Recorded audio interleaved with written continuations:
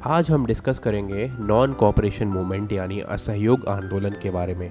मैं हूं शिखर और आप देख रहे हो historyvideo.ai। उस वक्त देश में खिलाफत मूवमेंट चल रहा था। पहली बार पूरी मुस्लिम कम्युनिटी पहली बार अंग्रेज़ों के खिलाफ आंदोलन कर रही थी। इसमें गांधी जी को एक नई अपॉर्चुनिटी नज़र आई। उन्होंने ये नोटिस किया कि मुस्लिम पहली बार ब्रिटिश गवर्नमेंट के खिलाफ कुछ आंदोलन कर रहे हैं, और ऐसे में अगर हिंदुओं ने भी कोई एक नया मूवमेंट स्टार्ट कर दिया तो ये पहली बार होगा हिस्ट्री में जब हिंदू और मुस्लिम दोनों मिलके नॉन कॉपरेशन मूवमेंट में एक साथ आंदोलन करेंगे ब्रिटिश के खिलाफ। और अगर ऐसा हो गया तो ब्रिटिशर्स ज़्यादा देर तक टिक नहीं पाएंगे। इससे ब्रिटिशर्स को घुटनों पर लाया जा सकता है और हमारे देश को आज़ाद कराया जा सकता है। और हिंदुओं के मन में पहले से ही आक्रोश था, रॉलेट एक्ट की वजह से और जलियांवाला बाग मसाकर की वजह से। वो इस चीज़ का बदला लेना चाहते थे। गांधी जी ने ये सबको प्रॉमिस किया कि अगर वो नॉन कॉपरेशन मूवमेंट में खिलाफत मूवमेंट के साथ खड़े हो जाते हैं तो वो एक साल के अंदर ही देश को आज़ादी दिला देंगे। फिर 1 अगस्त 1920 को गांधी जी ने नॉन कॉपरेशन मूवमेंट शुरू कर दिया और पूरा देश उनके साथ एकत्रित हो गया। बट यहाँ सवाल ये उठता है कि नॉन कॉपरेशन मूवमेंट में करना क्या था। पहली चीज़ तो ये कि government schools, colleges, law courts और लेजिस्लेटिव काउंसिल को हमें बॉयकॉट करना था। विदेशी कपड़ों का बहिष्कार करना था और उसकी जगह खादी के कपड़े पहनने थे। इसके अलावा अगर ब्रिटिश गवर्नमेंट ने कोई भी अवार्ड या टाइटल दे रखे हैं तो उसको भी वापस करना है।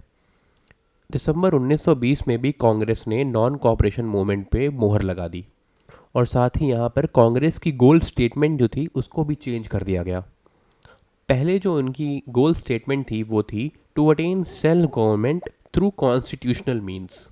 एम तो वही है कि सेल्फ गवर्नमेंट को अटेन करना है, बट इसको अचीव करने के मोटिव को बदल दिया गया। थ्रू कॉन्स्टिट्यूशनल मीन्स की जगह through extra constitutional means of mass struggle को ऐड किया गया।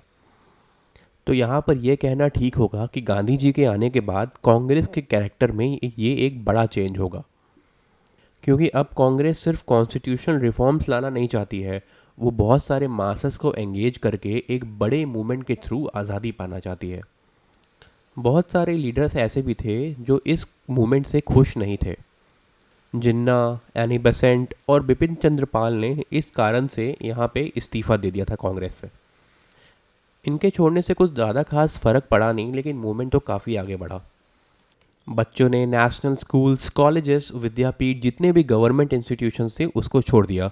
वो ऐसी चीज़ों में बच्चे अक्सर आगे रहते थे उस वक्त। ये देख के नेशनल लीडर्स ने ये कहा कि इनकी पढ़ाई छूटनी नहीं चाहिए। ये बात सही है कि गवर्नमेंट स्कूल्स में नहीं जाना चाहिए, तो क्या हम नेशनल कॉलेजेस खोल सकते हैं? तो काफ़ी सारे नेशनल लीडर्स ने नेशनल कॉलेजेस और विद्यापीठों को खोल दिया। इसके अलावा बड़े बड़े दिग्गज लॉयर्स ने अपनी लॉ प्रैक्टिस भी छोड़ दी थी। इस समय में जो मेन कॉलेज खोले गए थे वो थे गुजरात विद्यापीठ, बिहार विद्यापीठ, तिलक महाराष्ट्र विद्यापीठ, काशी विद्यापीठ, बंगाल नेशनल यूनिवर्सिटी और दिल्ली में जामिया मिया इस्लामिया। और जिन दिग्गजों ने अपनी लॉ प्रैक्टिस छोड़ी वो कोई ऐसे वैसे लोग नहीं थे, वो बड़े लोग थे। उनके नाम थे जवाहरलाल नेहरू, उनके पिताजी मोतीलाल नेहरू, सी आर दास, सरदार पटेल और राजेंद्र प्रसाद। गवर्नमेंट हमेशा की तरह बरस पड़ी थी आंदोलनकर्ताओं पर। पब्लिक मीटिंग्स पर बैन लगा दी गई थी, प्रेस पे ताले लगा दिए गए थे और गांधी जी के अलावा जितने भी बड़े नेता थे उन्हें जेल में डाल दिया गया था। उधर कांग्रेस गांधी जी पर प्रेशर बना रही थी कि चलो हम तो जेल में हैं, आप तो बाहर हो, और नॉन कॉपरेशन मूवमेंट बहुत अच्छा चल रहा है, अब यही सही वक्त है सिविल डिसोबीडियंस मूवमेंट को लॉन्च करने का।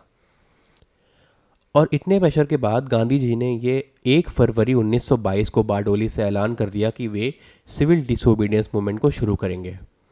अब ऐलान करे सिर्फ 4-5 ही दिन हुए थे कि 5 फरवरी 1922 को चौरी चौरा इंसिडेंट की खबर आ गई, जहां लोगों की भीड़ ने 22 पुलिसमैन को जिंदा जला दिया था। बेसिकली चौरी चौरा जो है वो गोरखपुर का एक छोटा सा विलेज है। यहाँ पर नॉन कॉपरेशन मूवमेंट के दौरान एक निहत्थे ग्रुप पर पुलिस ने लाठी चार्ज कर दिया था। तो इसके रिस्पांस में भीड़ को कुछ ना कुछ तो करना ही था, तो गांव वालों ने पूरे पुलिस स्टेशन का घेराव कर दिया और वो वहाँ पे पीसफुल प्रोटेस्ट करने लगे। बट इस पर पुलिस वाले जो थे वो भड़क गए। उन्होंने कहा हमारे आने जाने का रास्ता तक इन्होंने बंद कर दिया है, और ये सब देख के पुलिस वालों ने भीड़ पर गोली चला दी। बस फिर क्या था, भीड़ ने आगे बढ़कर पूरे के पूरे पुलिस स्टेशन में ही आग लगा दी, और वो भी पुलिस वालों सहित। इसमें 22 पुलिसकर्मियों की मौत हो गई, और इसके बाद ये बात गांधी जी तक चली गई थी। गांधी जी को तो वॉयलेंस पहले से ही पसंद नहीं था। खबर सुनते ही उनका भी खून खौल गया। उन्होंने बोला कि ऐसा नहीं चल पाएगा, और उन्होंने नॉन कॉपरेशन मूवमेंट को वापस ले लिया। और जैसे ही नॉन कॉपरेशन मूवमेंट ख़त्म हुआ, पूरे देश में मातम सा छा गया। बट लोग ये चीज़ समझ नहीं पा रहे थे। वो सोच रहे थे कि एक छोटा सा इंसिडेंट हो गया छोटी सी जगह पे, तो क्या गांधी जी इसकी सज़ा पूरे देश को दे देंगे? इन्होंने तो नॉन कॉपरेशन मूवमेंट और खिलाफत मूवमेंट दोनों ही बंद कर दिए। कुछ कांग्रेस के बड़े नेता थे, वो भी गांधी जी के डिसीजन को एक्सेप्ट नहीं कर पा रहे थे। पर आप जो भी बोलो, लेकिन सच्चाई तो यही है, चौरी चौरा इंसिडेंट की वजह से ही नॉन कॉपरेशन मूवमेंट जो अपने पीक पर था वो ख़त्म हो गया। और इसके तुरंत बाद मार्च 1922 में गांधी जी को 6 सालों के लिए जेल में भी डाल दिया गया। यही था एक छोटी सी कहानी नॉन कॉपरेशन मूवमेंट की। अगर आपने आज कुछ नया सीखा है तो इस वीडियो को लाइक करिए, हमें सब्सक्राइब करिए और इसे दूसरे लोगों तक भी पहुंचाइए। धन्यवाद और जय हिंद।